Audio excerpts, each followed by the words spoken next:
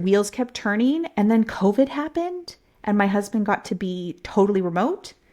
And that's when we left. We were like, oh, we have no reason to be at this house. We can rent it out. My husband can literally work from anywhere now. And we booked a one-way ticket. And we just said, bye.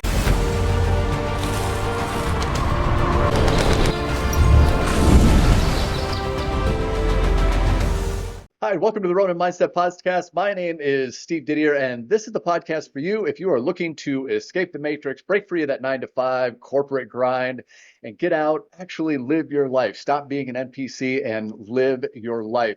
And today we have a fantastic guest on, Veronica Hanson. Veronica calls herself the ex-American dream addict. She created the quintessential life in the suburbs until buying a one-way ticket and leaving for good 4 years ago. Her, along with her husband and 2 kids, have now lived in Central America, Asia, and are currently in Europe. Veronica, welcome to the show. Hello, nice to be here.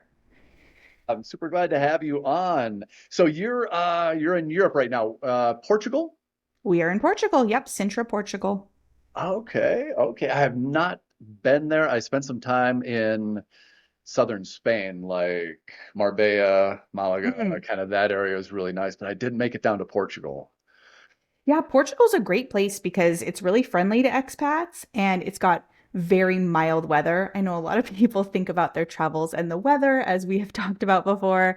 And it's just a very mild climate, really close to the ocean and beautiful sunny days, even now in December. All right.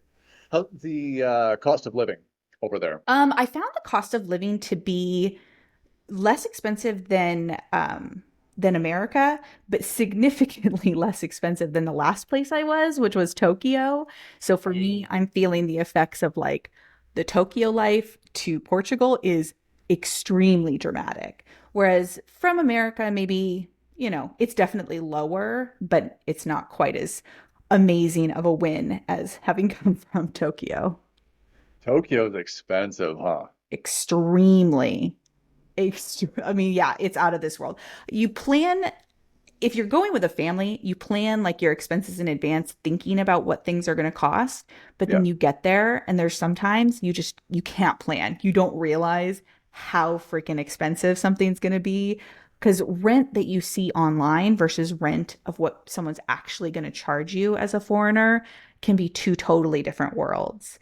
So we ended up in an expat friendly area, which skyrocketed the housing cost. And even though you save on other things like transportation and healthcare, it just doesn't make up for the fact that private schools are double the expense, rent is quadruple the expense. It just, the big expenses just make it really hard. And you were there for how long? About 2.5 years we were in Tokyo. Oh, wow. Okay. So you were there for Mhm. quite a bit. Now, I know when we chatted briefly before the podcast, I mean, a lot of people have this idea of Japan as being this ultimately just amazing place. And I'm sure in some cases that's true, but you kind of had some different takes on that as well. Yeah, I mean, you see things differently when you're the always outsider, essentially. We didn't have jobs in Tokyo, like in the sense that we didn't go into an office. We didn't have that kind of routine. And their Right. work culture is just, it's brutal. You see them I working, bet. yeah, you see them working at like 8, 9 o'clock at night in their offices, like that are lit up there on the street. You see them. And the mentality of that work culture is more about just hours versus productivity, which is so hard to watch when you watch it from an outside perspective. Because from America, we're about profit and, efficiency and all these things, and they are not about that. So Right. it's difficult to watch. And then just in general, being around that kind of grind was not good for my mental health. I didn't feel that anyone was happy. When you walk down the street here in Portugal, people say stuff to you, like they greet you. And Yeah. I was just talking to my friend who's still in Tokyo. And I said, I went to the gym this morning and I was passing somebody as we were entering, and they said good morning to me. And it was like after being in Tokyo and then never having that happen ever. And then you go here and she was blown away. She was like, oh my gosh, nobody ever does that. And it's just a little thing, so Yeah. minor, but day in and day out, it just wears on your mental health not to have those little chit chats and those little, nice passing greetings with people that you see. With Japanese culture specifically is kind of standoffish to outsiders. But you speak Japanese, Yeah, if I pretty remember good. correctly? I mean, yeah, I speak enough that I'm able to get by in most scenarios that I encountered. Um, Okay. and my kids are fluent, and it's still, it was not enough to break into that. I mean, I have family there, so I don't count that as like interactions with normal Japanese people because we're related. But yeah, just in everyday situations, it was not my vibe for sure. Yeah, So, that's super interesting. It's still very, very high on my list to check out, but yeah, I don't think that unless my opinion of it dramatically changes, I think it'd be for me, I think it'd be an amazing place to visit, maybe spend a month or two. oh yeah, Um, absolutely. I don't deter anybody from going to Japan. It is an amazing place, super fun, so different.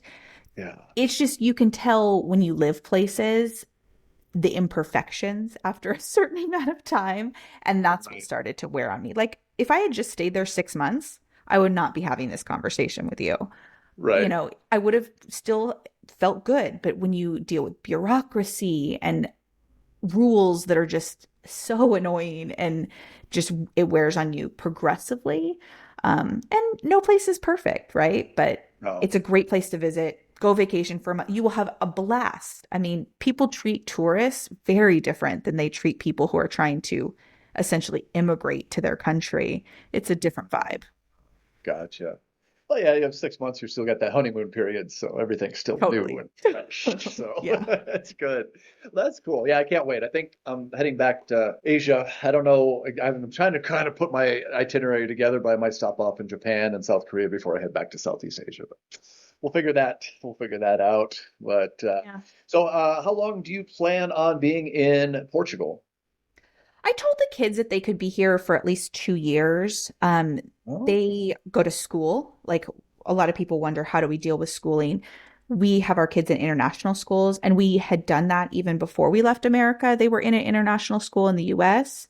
So okay. we just continue to do international schools wherever we go. So we try to line up our moves with school years, moving during the summer. So Yeah. I have this promise of at least 2 years, but no no preconceived notion about how the end will be, whether that will be, exactly at the 2 year mark, or if we don't have any problems, I don't have any problems staying. I haven't really worked out the end plan yet. Yeah. You figure it out as you go too, a lot of ways. So, Yeah. well, let's talk about you leaving the U.S. because 4 years ago you like in your introduction you had created the quintessential American dream life. You Yeah. had all the stuff. What changed that made you want to break out of that and go?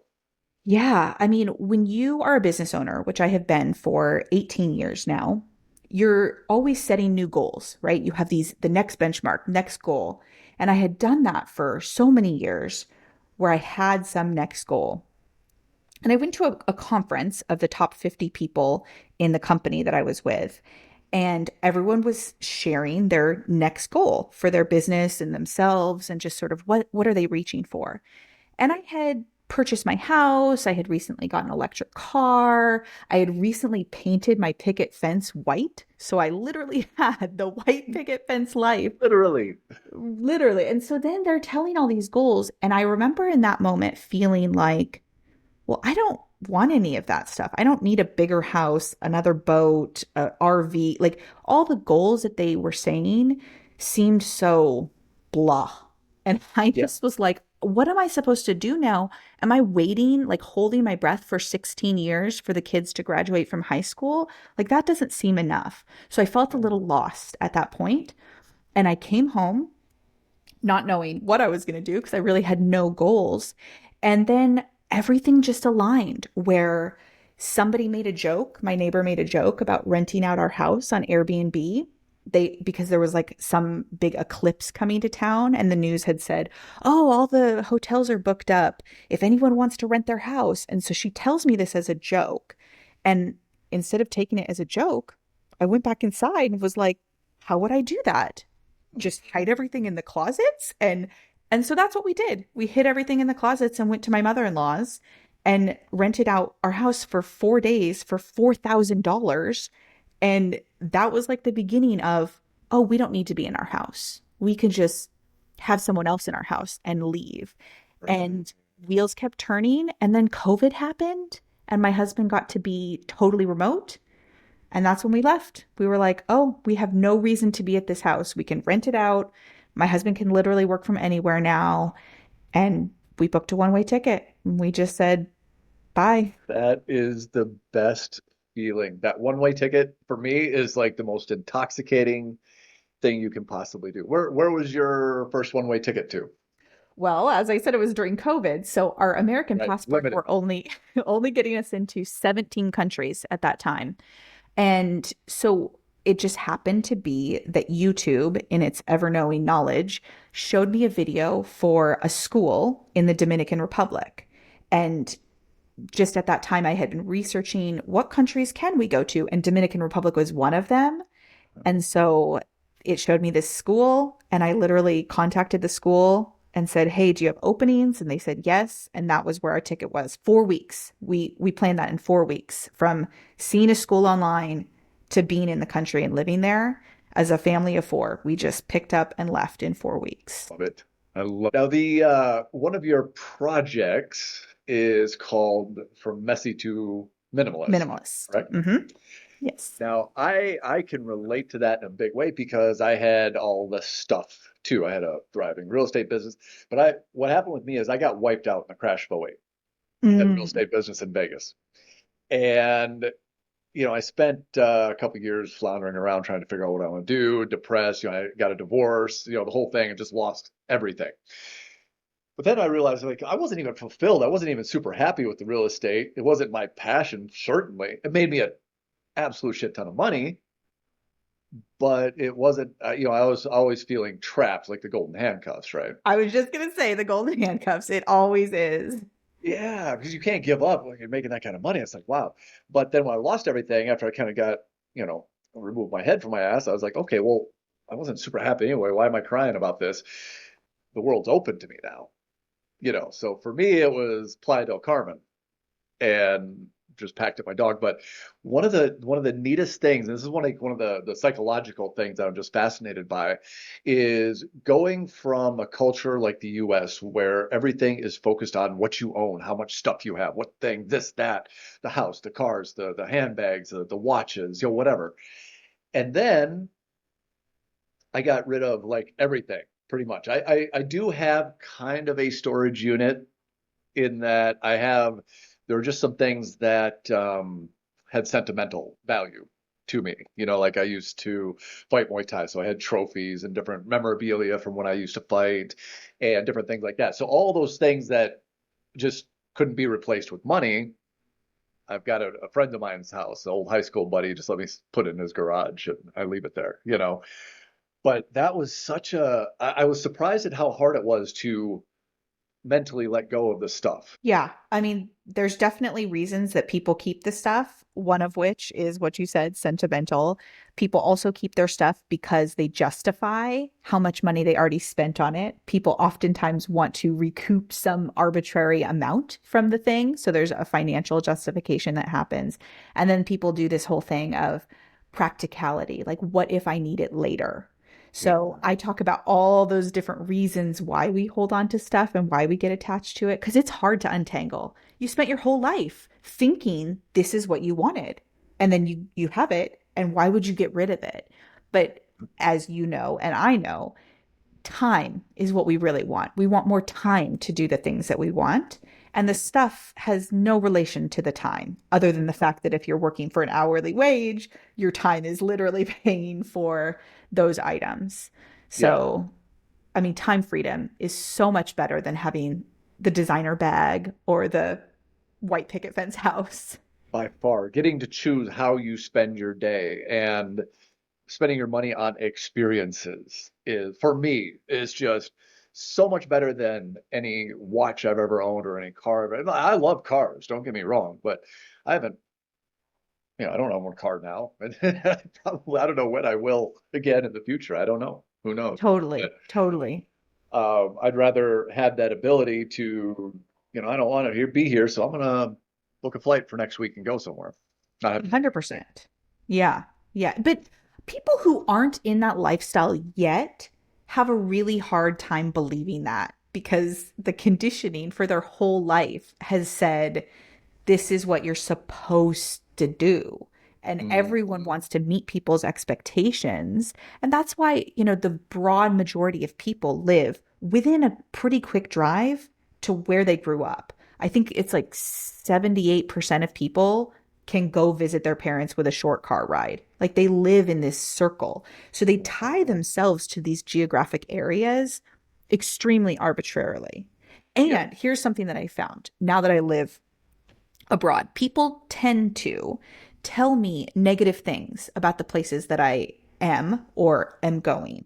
They're like, oh, well, yeah. that place is dangerous. Like Dominican Republic was our first stop. And I can't tell you how many people told me how dangerous it is.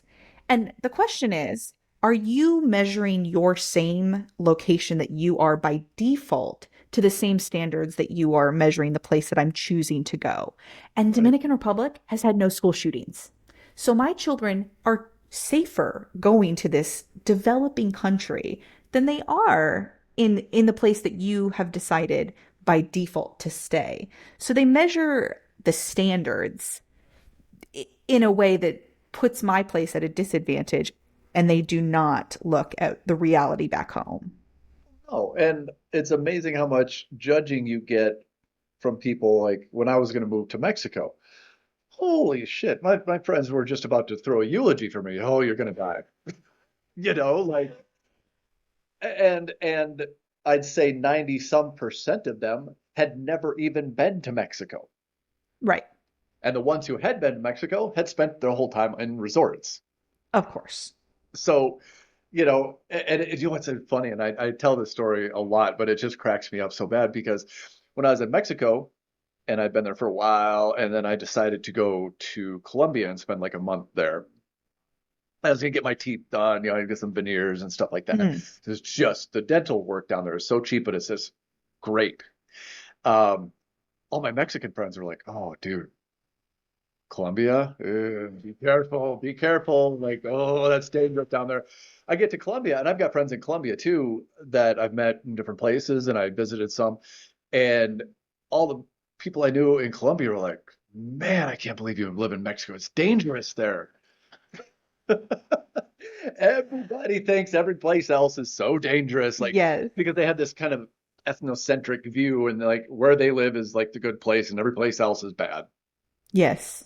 It cracks me up so much, and that particular because it's like how Colombians can think Mexico is so dangerous, Mexicans think Colombia is so dangerous. I had a fantastic experience in both places. Totally.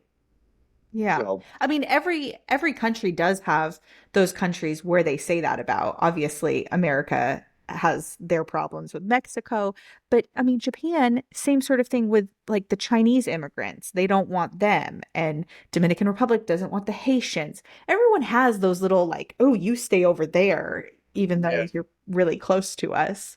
yeah. But I mean, the world is opening up. It's different now than it was 30 years ago.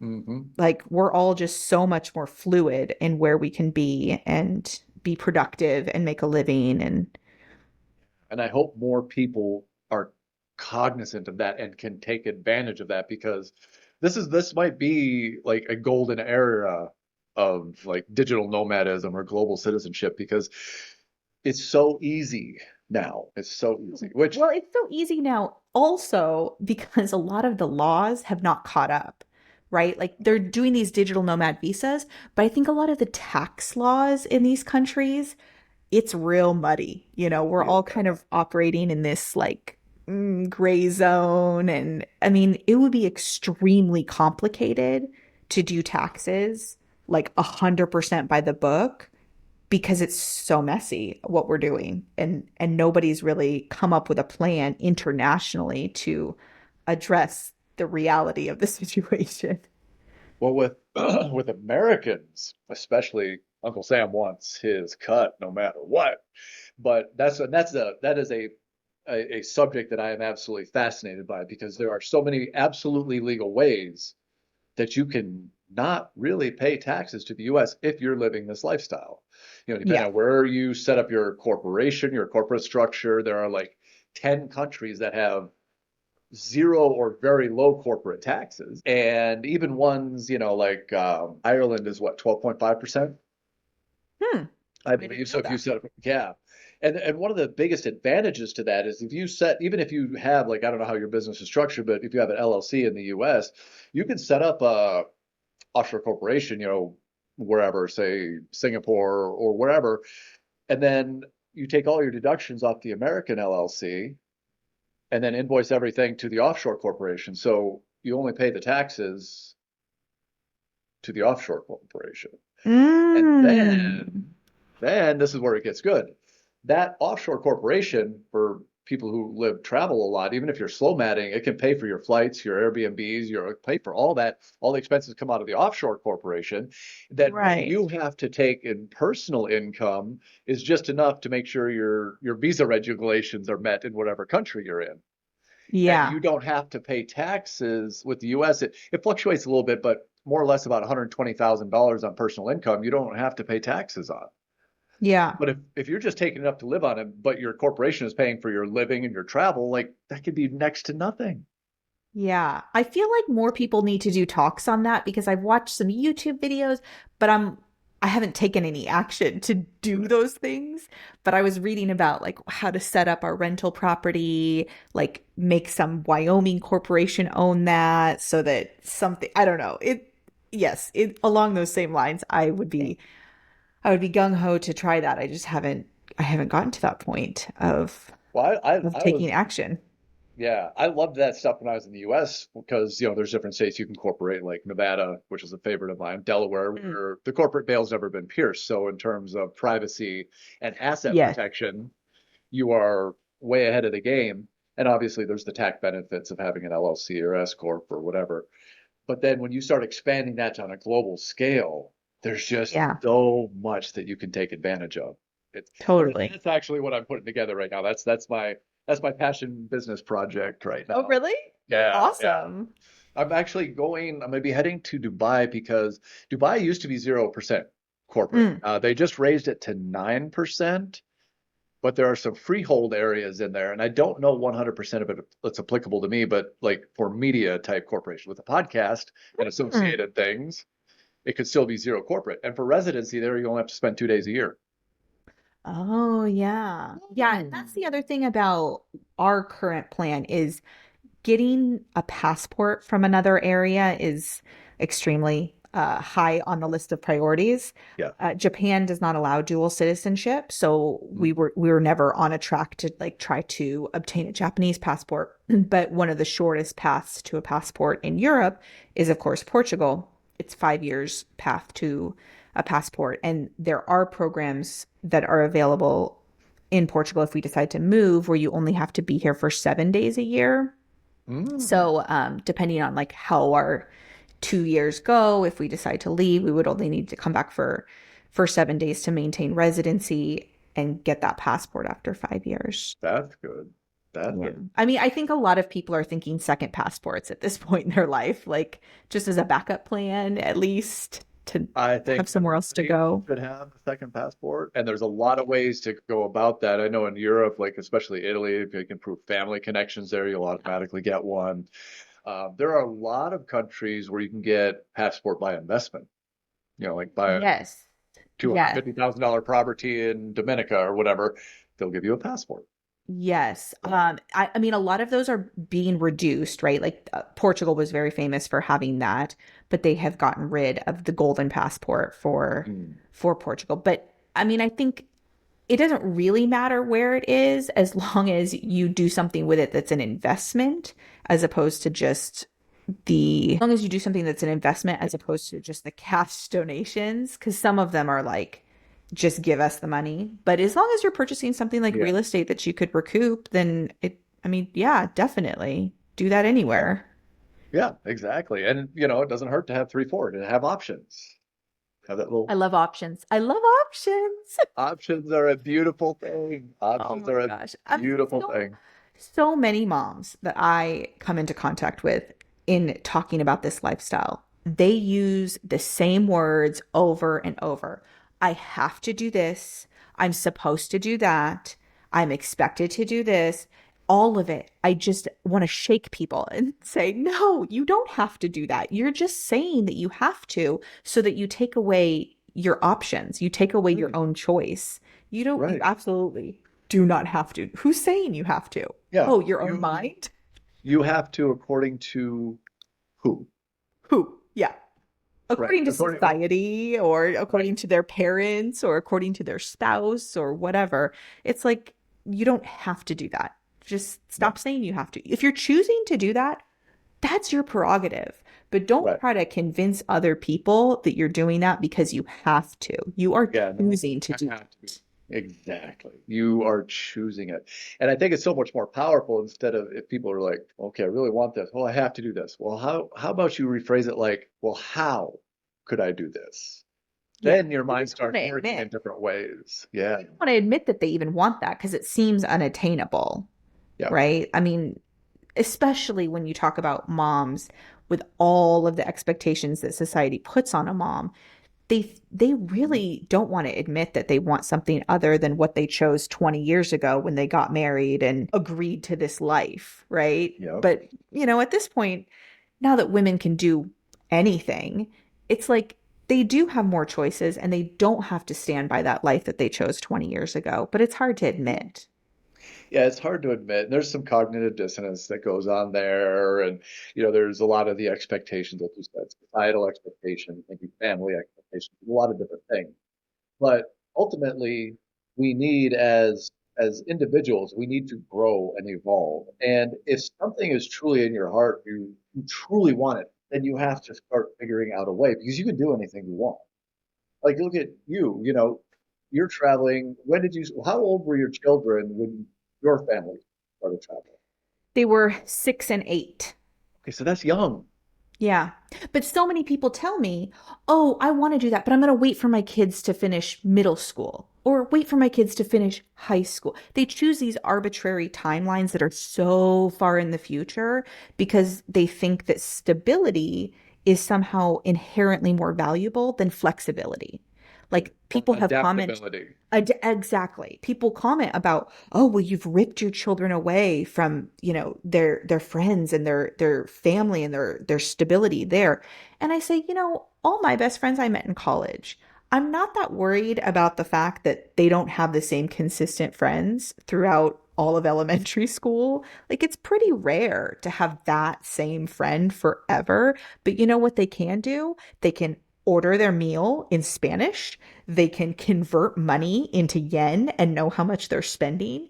They can make new friends everywhere they go because we've created this. So, all of those skills, who's to say they're not as good as stability? Because I certainly I think they're as good.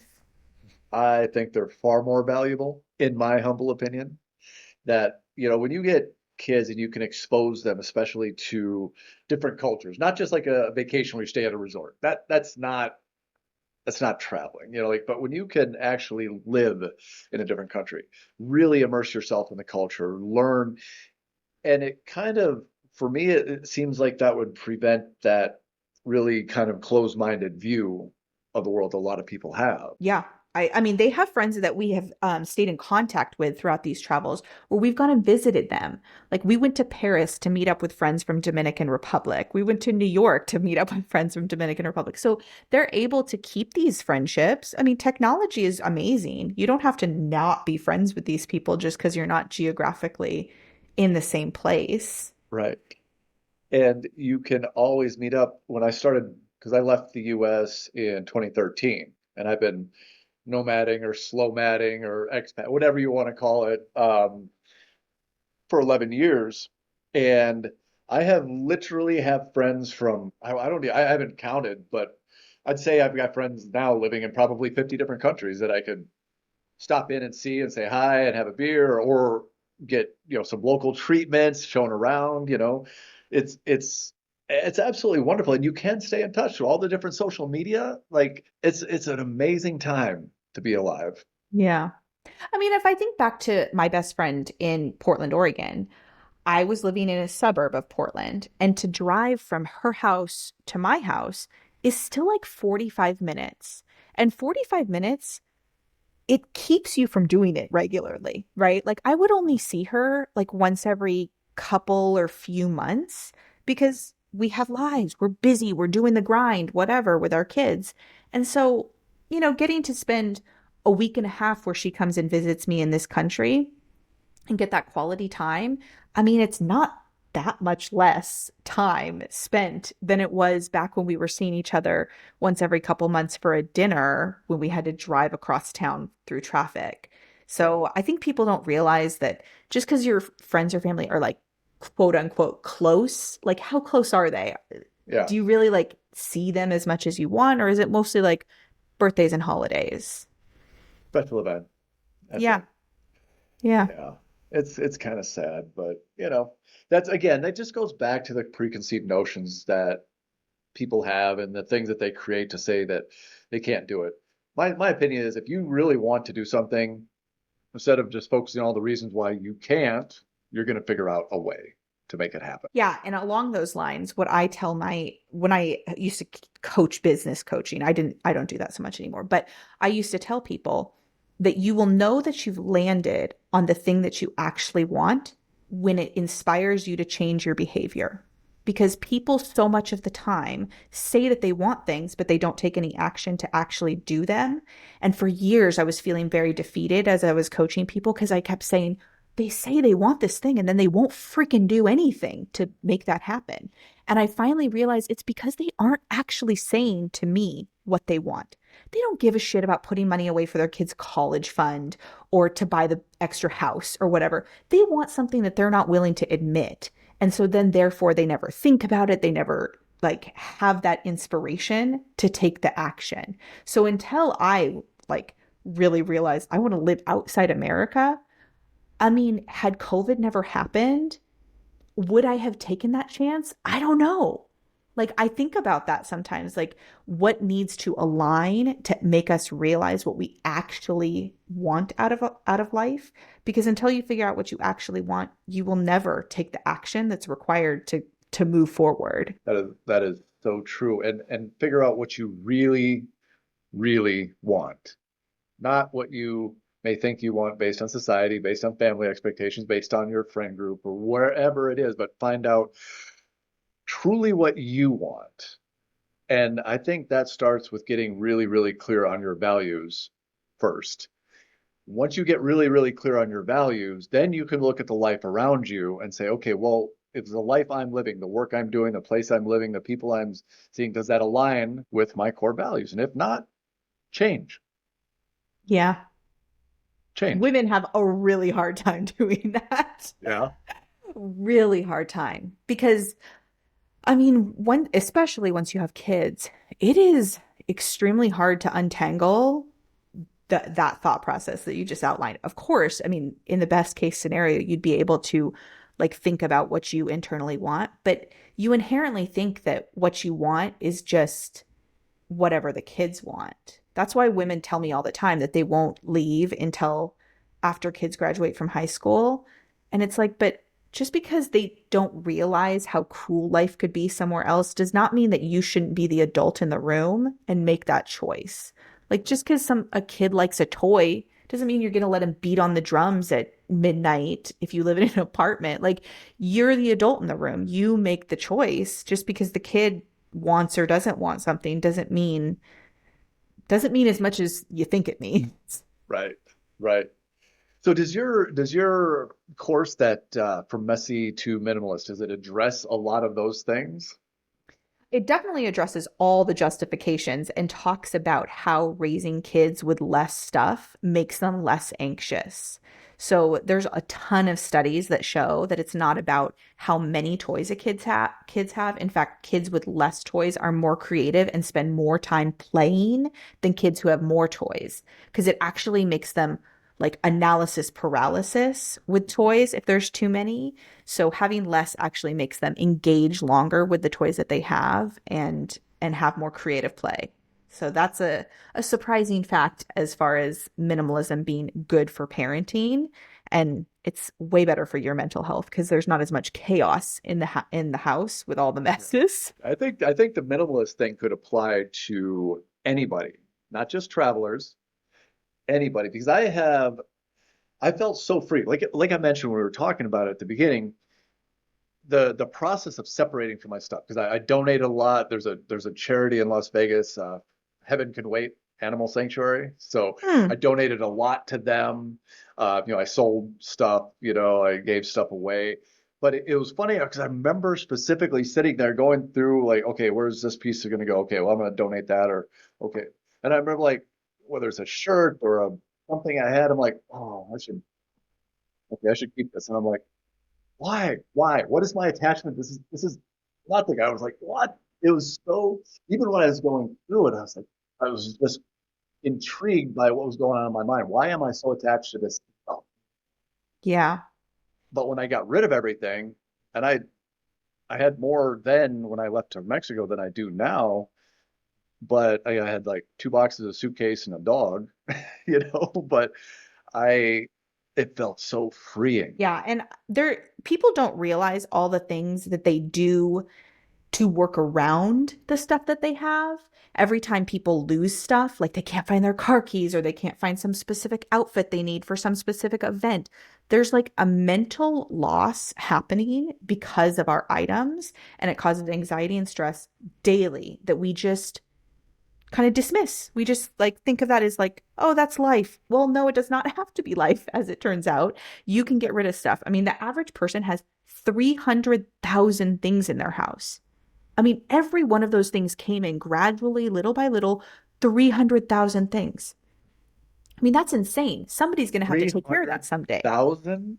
Yeah. Every sock, every piece of utensil in your house, 300,000. I mean, that is just crazy. And one of my things with my old job that I used to do is sales presentations in people's homes. And people would not want to have their friends over because they needed to clean.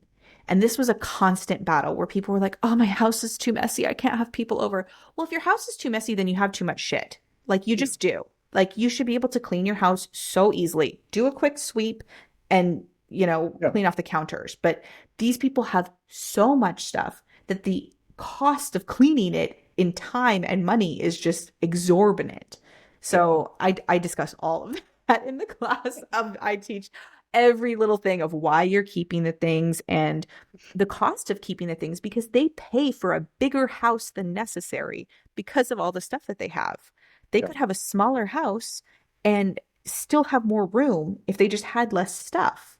But Hmm. they house the stuff that they think of as super important Yeah. that they Yeah. haven't seen in 20 years because it's in a box in the back of the Exactly. closet.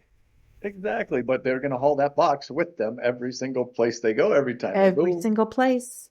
And there's Hmm. no point to it. I've been where I'm at right now for about a year, Mm, and I'm getting really itchy feet. But even just being here for a year, I've accumulated more stuff because I normally have one large suitcase, I have one like carry-on, and I have a backpack. Everything fits in there, including yeah. my lighting equipment for the podcast because I was doing everything on the road and mobile. So I carried my lighting with me, carried my camera, tripod, all this stuff went in the suitcase. So including all of that, all my clothes, everything. And I'm actually starting to like, I'm getting too much shit now. It happens. I mean, when we were in a fully furnished place, we had way less stuff. And now that we have to like furnish our own kitchen, I count that stuff as like a no counting for minimalist Veronica because we don't necessarily travel with that. Like if we Yeah. leave here, we'll purge all of that. Yeah. But ultimately all of our stuff can fit into 8 suitcases. Each person gets 2 suitcases to travel with, and then anything else we just purge and buy new in the next place. So we did that in Japan, all new kitchen stuff, and then we came here, all new kitchen stuff. So that's kind of your thing. Everybody, you, your husband, your 2 kids, each get 2 suitcases, and whatever you can fit in there is good to go. Yep, Everything else whatever goes. we can fit. Everything else goes. Love it. Mhm. That's a good way because you can only fit so much. in a suitcase. Yep. Yeah. I mean, the kids are funny because what they choose to take, I try not to be too judgy about it 'cause I'm like, really? Like half of that suitcase is stuffed animals? Like that's so weird. I mean, it's All right. extremely light, so obviously it's under the weight limit, Yeah, so you but don't get the overweight baggage charge, which is good. yeah, but it's like, okay, if that's what you want to take, whatever. But it really allows us to not end up with those tchotchkes, where you need a flat surface to display this pointless thing or that pointless thing. We don't have that kind of thing. Yeah. So I don't Knickknacks know. and yeah. Yeah, No. we don't go to places and collect things other than we do get one Christmas ornament, even though we haven't had a tree. We don't have a tree. Maybe someday we'll start doing trees. We did one year in Japan, but at some point we might start doing Christmas trees again, and we have ornaments from our travels. That's our Is it one going to be this year? Are you going to do a tree this year? No, we're going back to America this year. So for Christmas, we have not been to America at all this calendar year. So anyone who travels extensively knows that if you're out of the country for 330 days, you get a tax benefit. So now that we're in December, we will not we will not hit the threshold of being in America and having to pay the higher taxes. So our first 120,000 of income for each of us is not taxed on a federal level. So we'll go Perfect. back for Christmas for like 10 days Yeah, perfect. Perfect. and That they'll have a works. Christmas tree. Yeah, you'll have a Christmas tree at home, so that's good. Yeah. So with somebody like, especially if you're looking at a mom with kids, whether single mom or family unit, if they're thinking about this, because there's a lot of people that want to get out of the US and Canada and Europe for a variety of reasons. Everybody's got their own reasons, but there are a lot of people who want to get out, or at least they say they do. What would you say is the first steps as far as like mindset and kind of preparing themselves mentally and emotionally to take that step? Because it's a big step, It is a big step, but you might be surprised at my answer because I've never hear anyone else saying this. So right? so many people who advise on this topic give this concept of, well, tell yourself that it's just a short trip and you can always go back. That's one major piece of advice that people give. I've heard Another that a piece of lot. advice is that they'll say, go on a scouting trip to check it out and see how it is. I don't like scouting trips because, like we talked about earlier, being a tourist somewhere is so different than living there. It's literally no point in going for a scouting trip. There will be no new information gained from that extremely large investment of taking that scouting trip that you wouldn't just be able to get on the internet. Yeah, So, my personal advice, whenever anyone's asking me about this, is do way less research than you think. So when people ask me about a place that I'm going, they'll be like, "Well, what's the weather like there?" I have no idea. Well, what are the neighborhoods like? I have no idea. What I know before I go is some options of where I want my kid to go to school, and I'm going to live wherever that school is. So we just live in the neighborhood of the schools, and I don't know anything further than that. And that's because your experience in a place is so different based on literally the street that you choose. You can't get a sense of, well, how safe is Paris or how safe is Tokyo or whatever based on the city. yeah, That is totally pointless, right? What your neighbors are like, what your actual neighborhood, the street that you choose is going to dictate your experience. So there's just no way that you're going to know those things until you're there. So, whatever you think that you need to know ahead of time, know less. Do less research. Instead, start with action.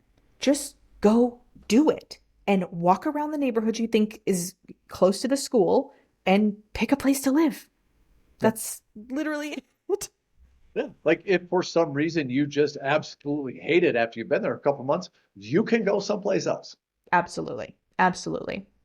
So, in Dominican Republic, we went there. We had a 2-day Airbnb reservation and we had a plan to visit the school. We got there, we liked the school, and they were like, hey, your kids can start in 2 days from now. We didn't know we were going to live 2 days from now. So we had to find a new place the next day and move into that. And that's how little planning can happen in terms of moving to a new place. We drug our suitcases from one Airbnb to the next and just picked a place to live Easy. and it See, all and worked out. that approach is going to eliminate a lot of the paralysis by analysis Yes. because people can get so obsessed with wanting to know every single detail. I I'm like you, but I don't have any kids or family or anything. I just go, and it usually is spur of the moment. Like when I was in Thailand and my Airbnb and visa was up at the end of the week, I was like, well, shoot, where am I going to go? Vietnam. Okay. What are the visa requirements? Got an express visa, done, book a flight, I'm out. But I don't plan ahead. I just go. And if I hate it, I go someplace else. Yeah. I don't, I've never ended up in a spot where I was just like, oh, I hate this place. There's definitely been places that we've gone that have not been our favorite, even after a short period of time. But yes, I agree. I mean, there's no point in knowing all of the things because having done multiple visa processes, I did the visa process to live in Thailand because we thought at one point, oh, we're gonna go there. So we ended up only staying there for a month, but I've done visa processes to Thailand, to Japan, to Portugal, to Romania. I've done lots of visa processes, and I'm gonna tell you, no matter how much research you do, there will always be a situation you run into that you're like, nobody on the internet ever told me this could happen. What in the world is happening? This is not the way that this is supposed to go. So there just is no point because you're going to get to the hurdle and you're going to have to solve the hurdle. Even if no blog ever told you that that could even happen, you have to figure it out. So the adaptability and the ability to just go with the flow is much more important than spending 6 months or 5 years or whatever it is researching how you do Yeah. it. Just go and do it and see what they say. Yep. And just understand ahead of time, there's going to be challenges. There's going to be stuff that comes up. Like my buddy and I, we got, again, just, lived in Playa del Carmen for a little while, got rid of all my stuff, had a car. We headed south. We're driving through Belize and we ran into some real stuff. But even just at the border, they said, okay, like I read online, okay, easy to get a dog through because I had my Winston, my pit bull with me. But they didn't, no blog could have told me that that guy was going to be like, well, you should have done that online beforehand. Sorry, I can't help you. And I'm like, well, so I think, well, maybe I could find a form around here someplace. Yeah. Okay, how much is it going to cost? Totally. Like, I mean, did you catch them on a bad day? Did you yeah, catch the person who didn't read the memo 5 years ago that said that there was an update on how they do that? You're never going to know. So I just figure might as well just charge forward, figure out how your process is going to work. And, you know, I mean, when you'll figure it out. I did a big write up for one of the expat groups on how it was getting my Portugal visa from the Portuguese embassy in Tokyo, being an American passport holder. They did not want to help me, so I had to show. And people have used that process now. Somebody has reached out to me and said, "Thank you so much for explaining how I do this as an American in Tokyo who wants to go to Portugal." Because there are just sometimes things that nobody's ever done. Or if they did do it, they didn't tell the internet about it. Right. So, Yeah, that's the other thing. Maybe they just didn't put their whole life on the internet for you to read about. yeah. Yeah. That is funny. Yeah, but that's honestly that's part of the fun of traveling is these obstacles. They may be frustrating and nerve-wracking at the time, but when you get through them, you look back and laugh. Like, again, with that Belize trip, I got arrested by Belize Special Forces in the middle of the jungle. Yeah, because they said that I didn't have the correct insurance papers. I had everything from the border crossing. You have to go through a checkpoint. Tick, tick, tick, tick, and they're like, Oh, nope. And they were going to impound my car, take my dog, like everything. Of course, they just relieved me of all the cash that I had, and I was allowed to continue on my way. yeah. But you can't predict that they're just going to have a roadblock in the middle of the jungle, and they decide, oh, I think this American's got some money. Like, but Totally. they were the big scary guys in all black and the guns and the hardcore guys. I was like, oh, I was sitting in handcuffs in the back of that truck for a while before we figured out. Oh. I mean, But yeah, there's challenges, but there's challenges back home too. And that's what people just fail to realize. They think that this life is so much harder. There's challenges, definitely. And there are hard things, But Yeah. I take these challenges over those challenges of monotony and, fighting with the public school system, not giving your kids services. Like there's battles back home. There's battles over here. Hard, Yeah. hard, whatever. Like I'm just choosing this instead of staying stationary. Right.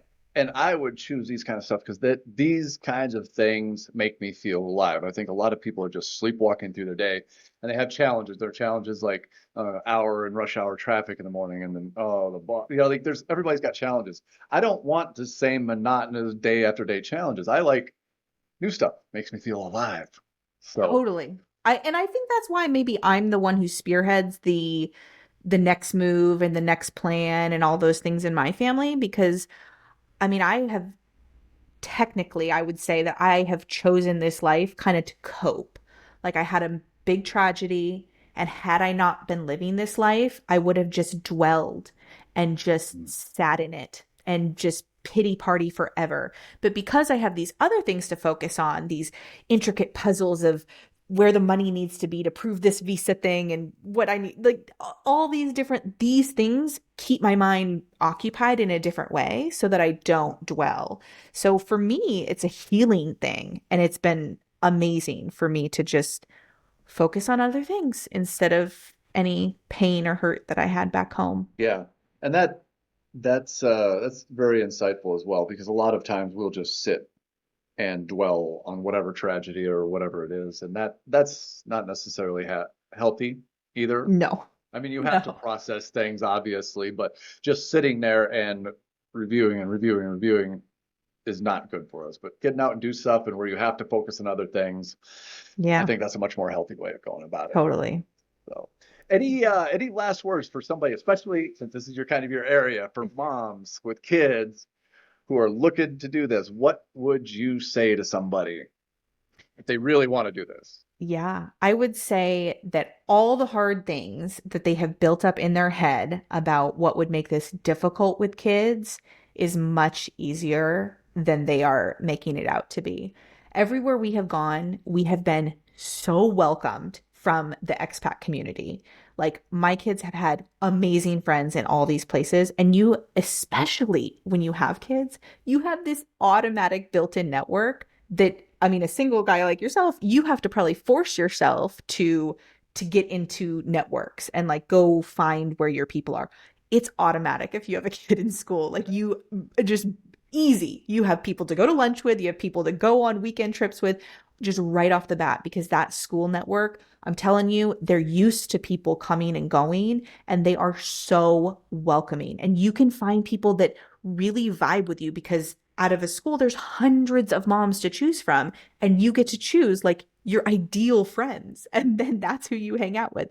So it's almost like getting to start over in a way, and in a way that is so natural and easy because they're willing to welcome you and you're looking for new friends. So it's the perfect way to just jump into a new community, and they'll tell you all the best restaurants and all the things that you want to know about a place that you thought you were going to need to Google. You're just added to a WhatsApp group that has all the knowledge of all the people who are in that area.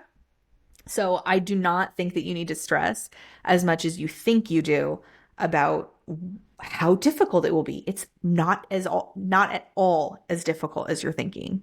Brilliant. And a lot of those people that you're going to meet you're going to have a lot in common with right off the bat. It's not like you're just Totally. stuck with them by default. There's a whole bunch of people that don't care and have no commonalities. You're going to have stuff in common with them right off the bat.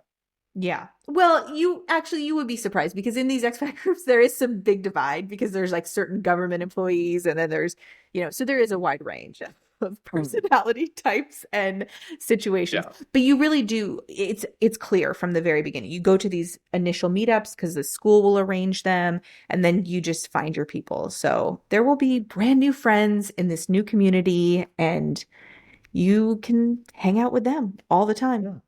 And your kids are going to thrive. They don't need stability, whatever that is. You'll Totally. get stability from your family unit. That's what's going to be the stable factor in their life. Absolutely. Yeah, they're going to thrive because they're going to learn how to do things in different ways. Like whatever the math thing that they teach in American public school is going to be different over here. And so there's just a lot of different ways that they will thrive that you don't expect. All of a sudden, my daughter, who used to like want to take a nap on the soccer field at soccer camp in America, is now like winning division championships in soccer in Tokyo and Portugal. So it's a totally different vibe. They'll find new hobbies because their friends have them, and they will grow in ways that you just never could have anticipated. Love it. Love it. Yeah. So take that to heart. If you're a mother, listen to Veronica. Where can people find you? I'm going Yeah, to put so all your links in the show notes and everything, of course, but where can they find you if they want my to main reach out? hub for everything is veronicahanson.com. People can find my socials there. On all the socials, I'm Nomad Veronica. But you can find my e-courses and tons of free information on my blogs at veronicahanson.com. Awesome. Go check it out. Thank you so much for coming on. I really enjoy. I knew we were going to have a fun conversation anyway, but I love this. This is fun. Thank you. Thank you for having me. All right. Take care. Bye.